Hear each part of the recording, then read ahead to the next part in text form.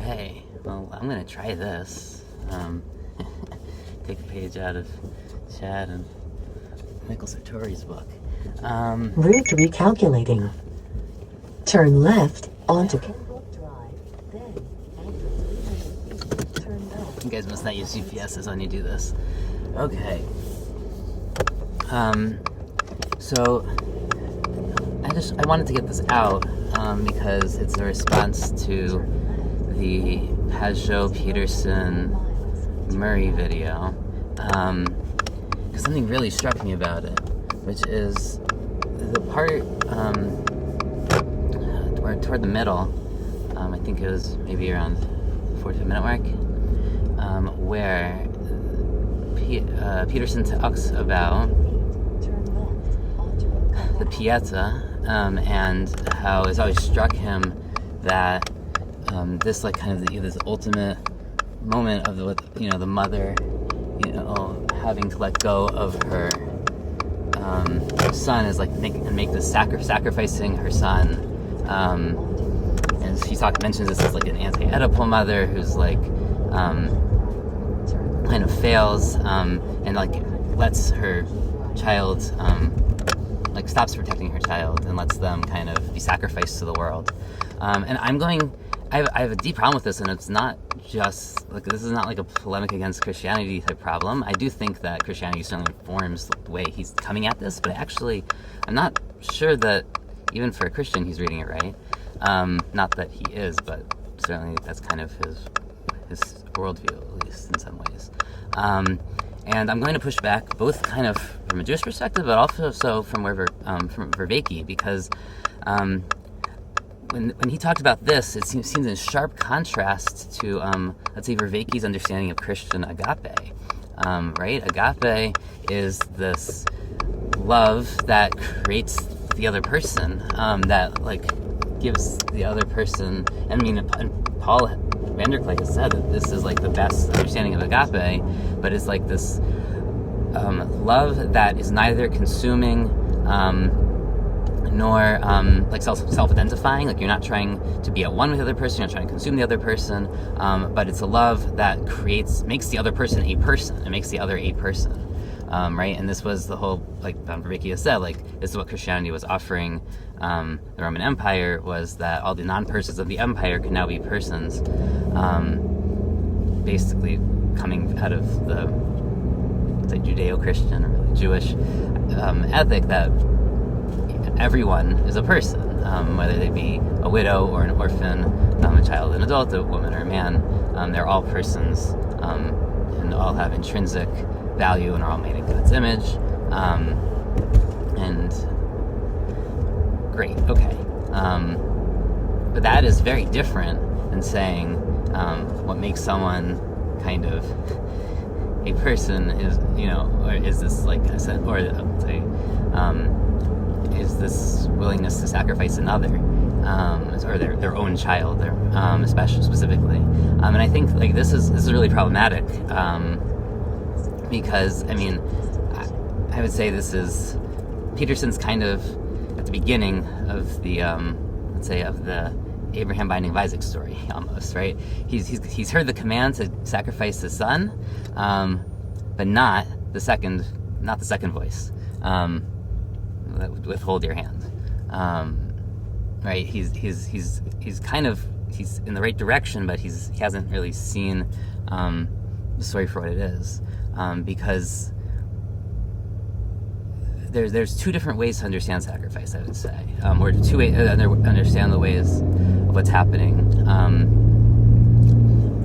and obviously the stories are meant to be closely related from a Christian perspective. The sacrifice of Jesus and the sacrifice of Isaac. So I'm going to use the Isaac paradigm, but I'm sure you can read it both ways. I would say if you really think that the kind of ultimate purpose is to sacrifice another, then we are in some serious trouble. Sacrificing another is not that hard. Even if it's your own kid in some sense, right? That's the whole point. And the Canaanites were doing it all the time. Right? They could sacrifice to Molech, and like that. Yes, if you have a Judeo-Christian ethic, you're going to be bothered by this, but like if you don't, this isn't really that hard or complicated.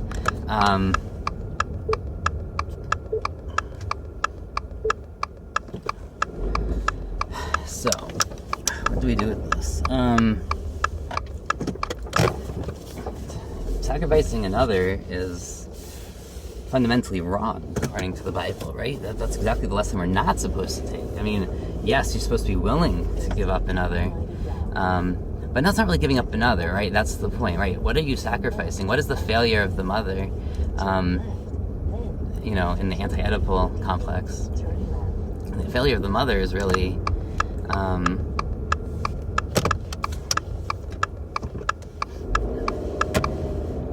right? It's the self-sacrifice that matters. It's right? Abraham is giving up on his dream, right? This is his biggest thing in life. That he wanted to have a kid. This was the thing that propelled him, motivated him, pushed him all the way to Canaan, to God's promises, like all this stuff. And ultimately, God's asking him to give up his dream and recognize that there's something higher than that, and that higher thing isn't so. I mean, there might be one level of higher thing's obedience, but there's even something higher than the obedience, which is ultimately that you can't sacrifice another for your dreams. You can't. That sacrificing another is problematic, is morally wrong. Is what we have to do, and know what God's sacrifice in kind of in the Jewish understanding is not that he gives himself in our incarnation and then dies and then Hera's hell and resurrection, but that God limits himself, right? God limits himself. The way Kabbalah explains it is tzimtzum, that God makes space for the other. And what that means is, it can be read at a couple different levels, but on one level, it's making space for another physically. On another level, it's making space for another's will, right? A God who can determine everything gives us space for free will. And that is, God's self-limitation. And that is the sacrifice God makes in basically incarnating the world, is his self-limitation. And humans have to basically learn that this is sacrifice. Sacrifice is, I am not in control of everything. Recognizing God's sovereignty, recognizing that God is in control, and also we do have to do this with other people, specifically those we love. We have to give them the space to be autonomous. Think about this from how well this fits into modern psychology, right? You make another person by giving them space to be autonomous. You make, giving them independence. This is what the sacrificing mother is doing, is not sacrificing her child to the world and its vicissitudes. She's sacrificing her own control and need for control over her child, so that they can become their own person and experience the world. And yes, this is also, very Levinasian, that you recognize the face of the other. When you recognize that God is in the face of the other, imago Dei, then you also recognize it within yourself, that they need space, and that you need space, and that you are doing an act of imitatio Dei, right? You are copying God's act and withholding yourself to give them space. To push back a bit now on Vervaeke, I think there's another issue here. Because I would like to try to read this kind of faithfully, not just, I think there's a deep problem first with the Petersonian willingness to sacrifice a child approach. And while as I said, I understand where it's probably coming from and kind of the Christian intuition behind it, I'm not sure that it's a good reading, even within the Christian frame.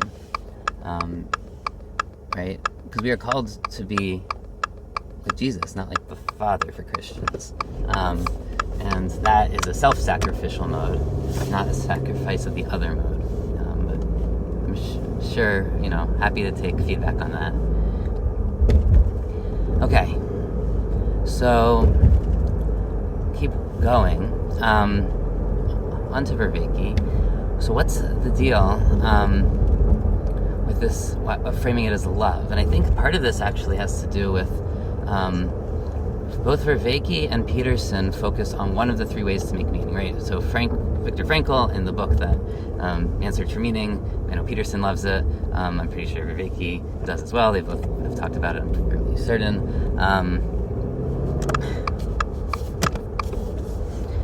So they...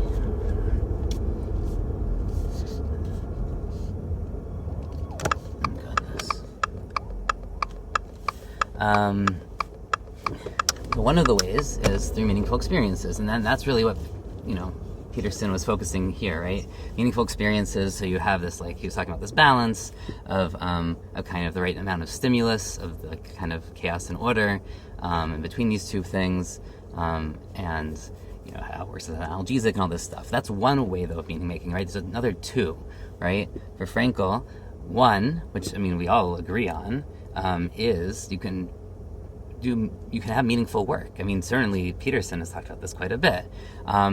And this is fundamentally, I think, the difference of approaches. Do you come from meaning first as a feeling, or does it come first from the behavior? And I think the much more kind of Jewish approach is to look at it as a behavior-based. That, yes, it's a form, it comes from, let's say, a place of love, but really the way that you do it is not by sacrificing another, but by giving another responsibility or duty, right? What happens when God makes man in his image? And I know, yes, Paul van der Klee pointed out there's a million interpretations of this. One that's kind of almost direct from the text is, what's the first thing that God does, right? He blesses man and woman, and he gives them a purpose, right? He says, your purpose is to tend this garden, right? Lavdat l'shomra, to work and guard and be stewards of the garden and its inhabitants. And yes, have dominion, whatever that's supposed to mean. I prefer words like steward, but either way. And of course, there's also a command. There's a couple things, right? There's be fruitful and multiply, which may or may not be a command, and there's certainly the command to not eat the fruit. But God gives man things to do. He gives them responsibilities, and women have to do something that is their purpose, right? And this is very much in line with the Pageauian, thinking about a cup being defined by is it a good cup? Well, one way to think about humanity is, are we being good people? And by good people, I don't mean some separate sense of good bad morality. I mean in the sense that we were made to be. Are we being good people? Which are one and the same, of course, in a biblical kind of perspective, because God doesn't have to deal with is ought, right? Everything that is how it ought to be, kind of from let's say, a strong theistic stance. So, but we have to, meaning is made, let's say, one of the three ways. The third way, which I haven't talked about, that Frankl talks about, of course, is you have the freedom to choose your attitude toward life. And I think in some ways that kind of underlies the other two, right? Because your attitude toward life can be more in this perceptual, passive sense of I can cultivate, ways to find meaning in perceptual, sensational experiences, such that, my suffering is meaningful, or my meaning can become an analgesic to it, or the love I'm feeling, right, is meaningful. There's another way, which is through action, right, the active form, which is doing meaningful acts in the world, finding meaning in the actions we take, which is also an attitude around active work as opposed to passive perceptual. And by passive, I don't necessarily mean fully passive, because you have to cultivate that attitude. It's not fully passive.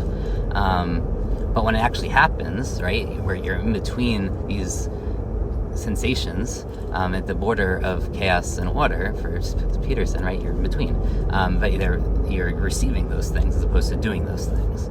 Whereas here, this is the active version, right? So the Jewish approach is much more behaviorist, kind of embedded, embodied, and yes, there's like a nomian, right? Like the law, like has a purpose, which is, you give someone responsibility. Giving someone responsibility is really important. And I don't think this is anti-Christian per se, right? Like I think like it certainly can fit within a Christian frame, but it's certainly not where Peterson or Vervaeke are coming from so much. I think both because they're not really theists, and also I think because they're both coming from cognitive science and psychology, right? So they're very much focused on kind of the phenomenology of the perceptional experience here, the sensual experience, and less on what to do. I think Pajot sees a little bit more of what to do, but more in the sense of how to cultivate the perceptual experiences. Though he also certainly, all three of them understand there's space for ritual and deep play. I don't want to totally dismiss that. I think they're all aware of that. I just don't know that they all see what necessarily Judaism sees in combining responsibility with ritual and deep play, right? Making one responsible for these acts, however you want to take them, sacrificial, symbolic, real, playful, cultivating, we can go through the whole list of things, but these acts, right, whether they're changing things epistemologically or ontologically, have meaning, and we are tasked in doing them, and obviously there's this kind of integrated belief that by doing them, you're fulfilling God's will, so we're being good people the way that we were intended to be, but also they do good things for the world, kind of in a more Petersonian pragmatist sense, and good things for us and kind of our psychology, and they also do all the kind of the meaning formation without resorting to dogma, right? Necessarily. We can talk about if there is dogma in Judaism, but it certainly doesn't have creeds, right? So it's not creedal in the same way, but it does have this belief in the importance of these actions, these commanded actions, and that's really a very different approach, right? Okay, so this all comes back to Abraham, right? Because Abraham needs to make, right, a sacrifice. And it's not a sacrifice of Isaac, it's a sacrifice of himself. That's the first point. And the second point is that this is a commanded sacrifice. That it is through the command that Abraham becomes, he shows that he's kind of worthy of a covenant. And it's not that earlier, right? He's already has some covenants, but God is going to add another promise here. He's already had multiple promises, and each time, right, Abraham's kind of deepens the promise. It gets deepened a little bit more each time by God. There's the tradition, there are 13 covenants, kind of, with Abraham. However we want to count them, though, that there's certainly an idea that Abraham this is his final test, right? And it is interesting because even though he passes the test, God gives him the promise, it seems to affect his relationship with Isaac afterward. And this is not a small point. Part of what Abraham gives up is not just his control over Isaac, but he also gives up part of their relationship. He even maybe harms it, right? The one thing that doesn't happen is Isaac is not said to go back with him. Even though they're walking together the whole way up the mountain and to the mountain, he doesn't go back with him. And he actually ends up Isaac ends up going to Be'er L'Chairoi, which is where his brother Ishmael went after Abraham also kind of sent him off and essentially sacrificed him in a way, right? He gave him up. By sacrificed him, I mean Abraham sacrificed his own want for his family to stick together and be one, and his love to appease Sarah, right? Which is very painful, and he kind of happens again here. And in response, Isaac kind of repeats the same thing, and he goes to kind of commiserate, it seems, with Ishmael, and he doesn't come back until really it seems until Rivka is brought back for him to marry, and the story continues kind of with the next generation, right? So he's going to bring Rivka back into his mother's tent, and then we're going to have kind of their story kind of after Abraham and Sarah's story.